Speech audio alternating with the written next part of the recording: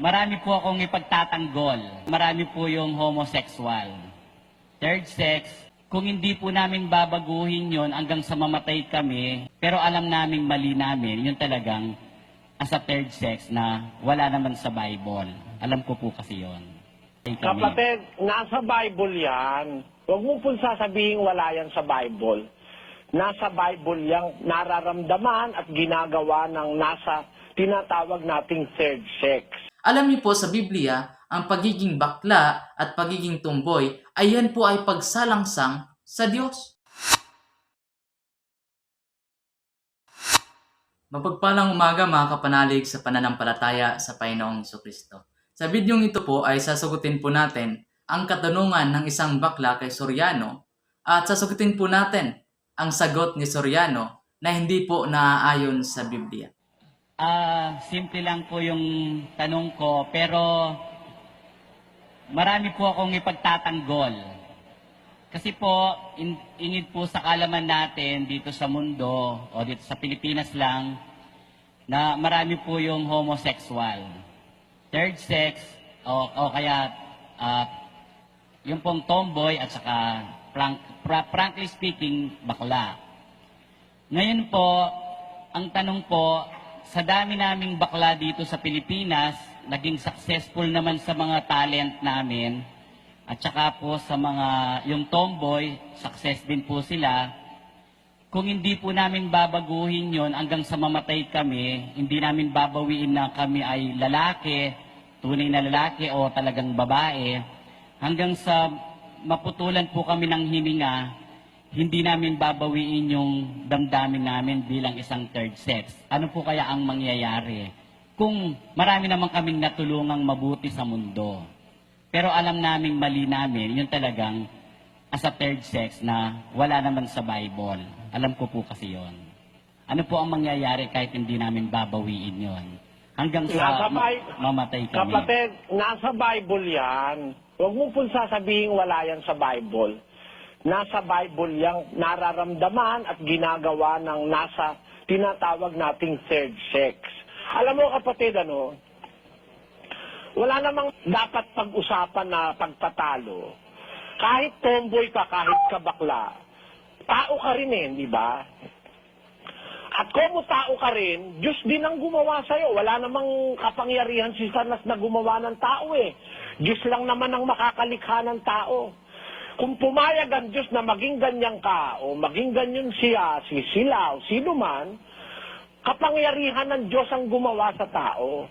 Kahit na ganyan ka, hindi na mababago yan Alam mo ba, mababago mo ba yung puso mo? Wala kang kapangyarihan baguhin yan. Sabi nga ng Kastila, el natural no puede quitar.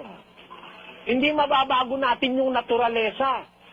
Isa sa mga sinabi ng isang bakla doon na hindi ba maging dahilan ang aming pagiging successful sa buhay para makapasok sa kaharian ng Diyos? Yun po ang kanyang ibig sabihin sa kanyang tanong. Alam niyo po, hindi po basihan kung ano ang narating mo sa buhay or gaano ka pa kasikat or gaano ka pa kayaman para makapasok sa kaharian ng Diyos. Sapagkat ang pagpasok sa kaharian ng Diyos ay sa pamamagitan ng pananampalataya ng tao sa Panginoong Hesukristo. Sapagkat ang Panginoong Hesukristo lamang po ang ating kaligtasan. Kaya nga po siya ay namatay sa krus para sa ating kasalanan, sapagkat sa ating sarili ay hindi natin kayang iligtas ang ating kaluluwa mula sa kapahamakan sa impyerno. Hindi po natin kayang bayaran ang ating kaligtasan sa pamamagitan ng pagiging successful, sa pagiging sikat, at sa ating kayamanan. Sapagkat ang kaya lamang pong magbayad ng ating kasalanan ay ang Panginoong Hesukristo. Kasi kung kaya nating iligtas ang ating sarili, wala pong dahilan para bababa pa ang Panginoong Hesukristo at maipako para sa ating kasalanan. Kaya po ang sabi sa Biblia, "For God so loved the world, that He gave His only begotten Son, that whosoever believeth in Him should not perish but have everlasting life." Wala pong sinabi doon na ikaw ay makapasok sa kaharian ng Diyos kapag successful ka sa iyong buhay dito sa lupa. Kundi, ang sabi lang doon, ang sinumang sasampalataya ay hindi na mapapahamak, bagkus mayroong buhay na walang hanggan. Napakalinaw po pagdating sa kaligtasan ay sa pananampalataya po ng tao sa Panginoong Hesukristo. Kaya nga po sabi ng Biblia, for whosoever shall call the name of the Lord shall be saved. Tiyak po maliligtas ang sino mang sasampalataya sa Panginoong Heso Kristo. Ngayon, pupunta po tayo sa sagot ni Mr. Soriano sa katanungan ng isang bakla na ito. Sapagkat hindi po biblical ang mga sagot ni Mr. Soriano. Sabi niya okay lang daw sapagkat hindi naman mababago ang ganitong nararamdaman. Sa madaling salita, okay lang kay Mr. Soriano na ang isang tao ay patuloy sa pagiging bakla basta siya ay hindi lang magsalangsang sa Diyos.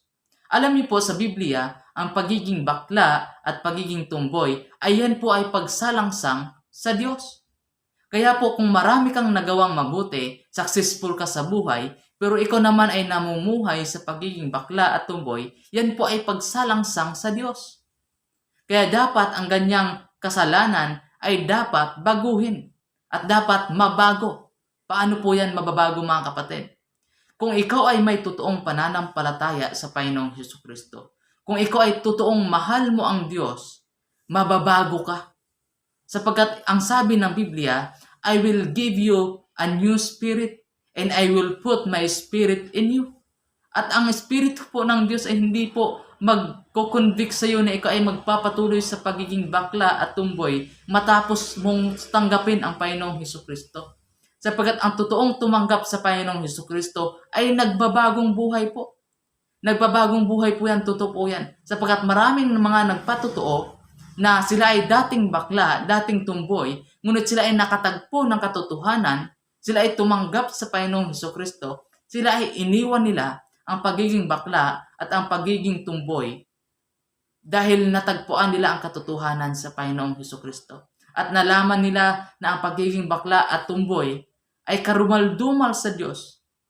Kaya nga po sabi sa Biblia, ang sino mang sisiping sa kanyang kapwa lalaki o kapwa babae, siya ay papatayin sapagkat ito ay karumal-dumal sa Diyos. Kaya po kung hindi ka magbabago sa pamamagitan ng salita ng Diyos, kung ayaw mong magpatuwid sa salita ng Diyos, ang kaparusahan po ng Diyos ay mapapasa iyo po. Sapagkat ang totoong sumampalataya sa Panginoon ay talagang magbabagong buhay po yan. Sapagkat yan po ang sinabi sa 2 Corinthians 5:17. If any man be in Christ, he is a new creature. All things will pass away, all things will become new. Kaya mali po ang sagot ni Mr. Soriano na hindi po mababago. Malinaw po sa Biblia na mababago po. Sapagkat all things will pass away. Behold, all things are become new. Magiging bago po. Kung dati ikaw ay bakla or tumboy, nung natagpuan mo ang katotohanan sa pamamagitan ng biyaya ng Panginoon, ikaw ay nagbago at nagiging matuwid na lalaki at naging matuwid na babae. Kung alam mo sa sarili mo, ikaw lalaki, na ikaw ay may kasariang panlalaki at ikaw ay may nararamdamang pambabae, yan po ay mali po yung nararamdaman na yan. At hindi po yan naaayon sa Diyos.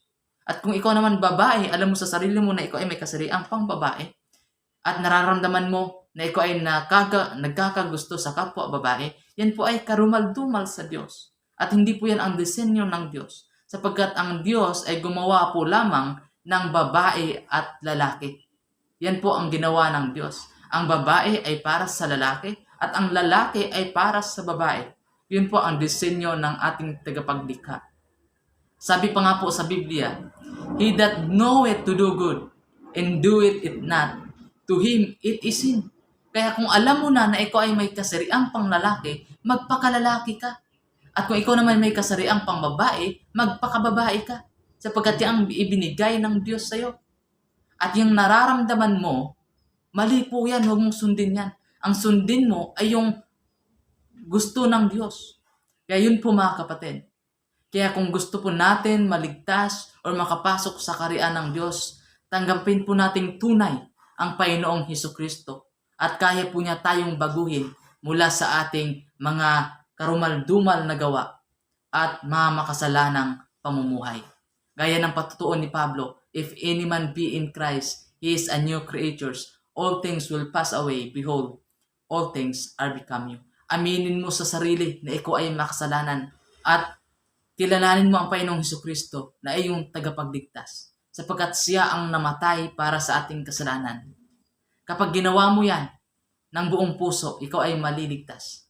For whosoever shall call the name of the Lord shall be saved. Yan po ang sabi ng Biblia. Believe on the Lord Jesus Christ and thou shalt be saved. Kaya hindi po tayo kayang iligtas ng ating pagiging professional, kung anong narating mo sa buhay, kung anong mga narating mo sa buhay, kung gaano ka kayaman o gaano ka kasikat.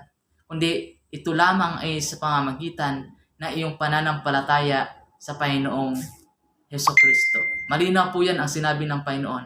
Ang sino mang sasampalataya ay magkakaroon ng buhay na walang hanggan. Yan lang po mga kapatid, at maraming salamat po sa panonood.